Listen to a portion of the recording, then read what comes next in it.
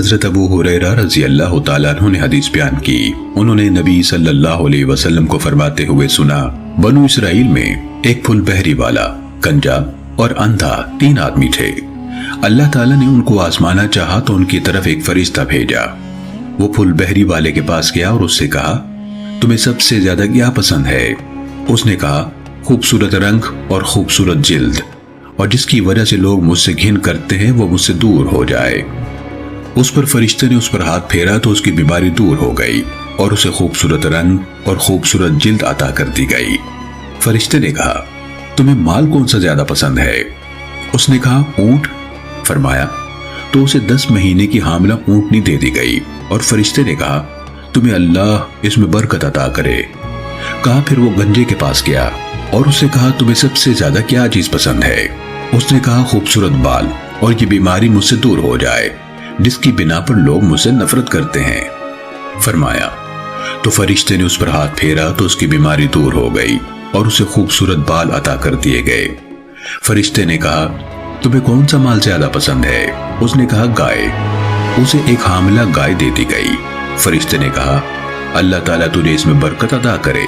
فرمایا پھر وہ اندھے کے پاس آیا اور اس سے پوچھا، تمہیں سب سے زیادہ کیا چیز پسند ہے؟ اس نے کہا، اللہ تعالیٰ میری بصارت لوٹا دے تاکہ اس کے ذریعے سے میں لوگوں کو دیکھ سکوں۔ کہا تو اس نے اسے ہاتھ پھیرا تو اللہ تعالیٰ نے اس کی بینائی اسے لوٹا دی۔ اس نے پوچھا، تمہیں کون سا مال سب سے زیادہ پسند ہے؟ اس نے کہا، بکریاں۔ تو اسے ایک گابھن بکری دے دی گئی۔ ان دونوں یعنی اونٹنی اور گائے کے بھی بچے ہوئے اور اس بکری کے بھی بچے ہوئے۔ فرمایا اس پھول بہری والے کی اونٹوں سے بھری ایک وادی ہو گئی، اس گنجے کی گایوں سے بھری ایک وادی ہو گئی، اور اس اندھے کی بکریوں سے بھری ایک وادی ہو گئی۔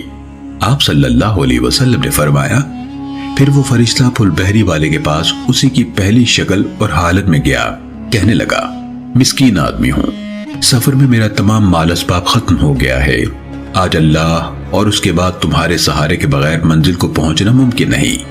میں تم سے اس ذات کے نام پر جس نے تمہیں خوبصورت رنگت، خوبصورت جلد اور مال عطا کیا، ایک اونٹ کا سوال کرتا ہوں جس پر سوار ہو کر میں اپنے سفر میں منزل کو پہنچ سکوں۔ اس نے جواب دیا، مجھ پر بہت سے لوگوں کے حقوق ہیں۔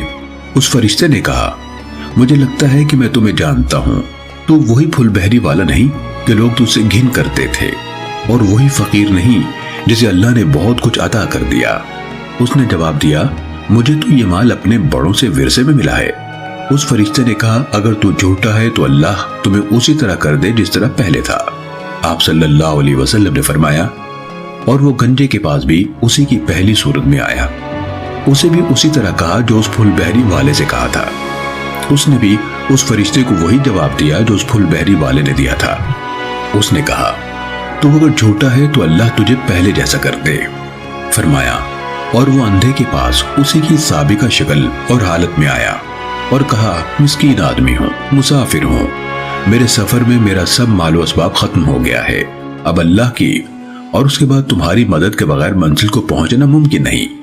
میں اس ذات کے نام پر جس نے تمہاری بصارت تمہیں لوٹا دی، تم سے ایک بکری کا سوال کرتا ہوں جس کے ذریعے سے میں ذات راہ کا انتظام کر کے اپنے سفر میں منزل کو پہنچ جاؤں۔ اس نے جواب دیا، میں اندھا تھا، اللہ نے میری بصارت مجھے لوٹا دی، تو جتنا چاہے لے جا اور جتنا دل چاہے چھوڑ جا، اللہ کی قسم، اللہ کے نام پر تو جو بھی لے جائے میں اس پر تمہیں کوئی زحمت تک نہیں دوں گا۔ اس فرشتے نے کہا، اپنا مال سنبھال لے، تم سب کا امتحان لیا گیا تھا، تمہیں اللہ کی رضا سے نوازا گیا اور تمہارے 2 ساتھیوں پر غضب نازل کیا گیا۔ صحیح مسلم حدیث نمبر 7431۔